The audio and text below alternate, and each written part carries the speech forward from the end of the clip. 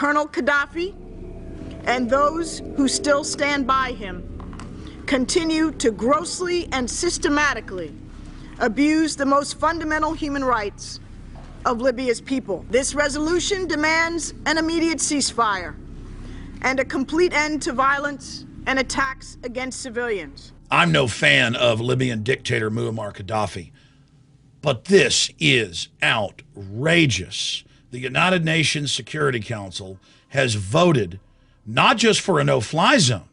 Now the British, the French, and the U.S. have announced that they may start as early as tomorrow, just a few hours in Libya, airstrikes on Muammar Gaddafi's military bases and, quote, emplacements. This is all-out war. Ron Paul, a few weeks ago, when there were calls for the no-fly zone, pointed out that that is a blockade of the air and is an act of war. This is the globalist empire who loves putting dictators in other nations and has a long history of it, simply going after one of their enemies. They've been behind the revolutions in Egypt. They've been behind other revolutions as part of a program of destabilization that Zbigniew Brzezinski has written about.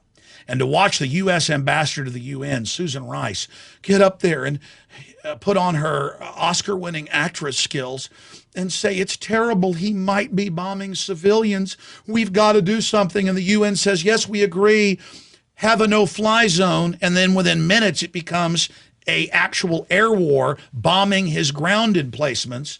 When the U.S. military and CIA has over 1,000 drones in Iraq, Afghanistan, and Pakistan, killing no-name terrorists, anyone on the ground with a gun, in a country that has more guns like Afghanistan than Texas.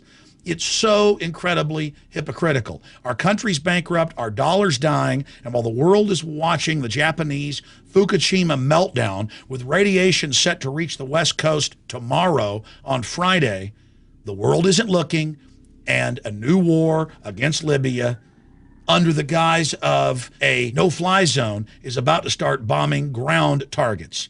This happened because the CIA and the globalists thought their hired proxies with British SAS commandos advising them could overthrow Gaddafi. But he's now retaking city after city, including the last major city held by Western-backed rebels, Benghazi. And so armaments are pouring in from globalist-controlled Egypt. The airstrikes are about to begin on the ground, another war run by this empire. And remember, America's not doing this. America's been financially captured by the very same globalist banking cartel that is now launching this new war. Everybody should call Congress, call the White House, and tell them, stop this new illegal war, at least have Congress declare war, something that hasn't happened since World War II. Basically, this is like the Bay of Pigs. But instead of some communist dictator, they're going after a North African dictator, and it's all about oil, and it's wrong. But again, Secretary of Defense Gates a few months ago said, I don't care if 70+% of Americans want us out of Afghanistan. They always push the date back 2 years.